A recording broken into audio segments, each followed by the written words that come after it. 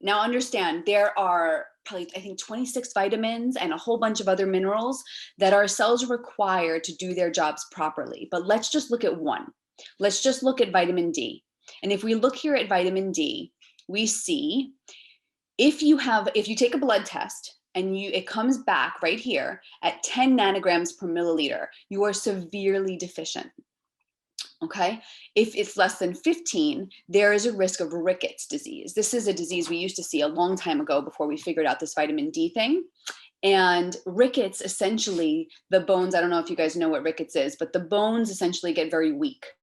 And that you get bone breaks, you get bone pain, the bones, I think at some point even bent and deformities and all sorts of things. If you're less than 20 nanograms, you have a 75% greater risk of colon cancer. That's incredible. Isn't that crazy, guys? 75%. If you're deficient, there is an increased calcium loss from the bones, which can contribute to osteoporosis, poor wound healing, increased muscle pain, increased joint and back pain, a greater risk of depression, diabetes, schizophrenia, migraines, autoimmune disease, allergies, preeclampsia, inflammation. Anybody want any of these? No, we don't want these, right? No. Okay. Simple. This is a simple fix. So if we get our optimals, if we get our levels to optimal, I mean, you guys get the point. Suboptimal, there's still also twice the risk of heart disease if you're just suboptimal, increased blood pressure, 3 times the risk of multiple sclerosis. So if we can get our blood levels to 50 to 80 nanograms per milliliter, simple fix, taking a vitamin, right? If we can do that, we optimize our levels and we reduce our risk of breast cancer and all cancers by 50%.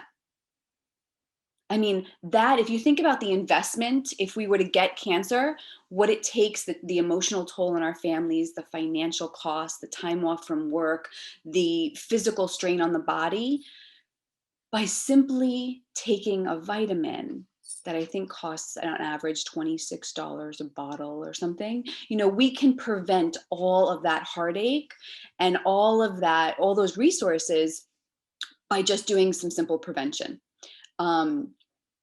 Again, if we get it to 80 to 100%, we slow cancer growth in patients. We slow cancer growth in patients with actual cancer. So vitamin D, if you are sick already, can also be part of the treatment plan. There is a risk of some toxicity if the rates are too high. So obviously we want to keep you in an optimal level. Now, that being said, like I said, looking at deficiency, we want to keep those cells healthy. This is just one vitamin.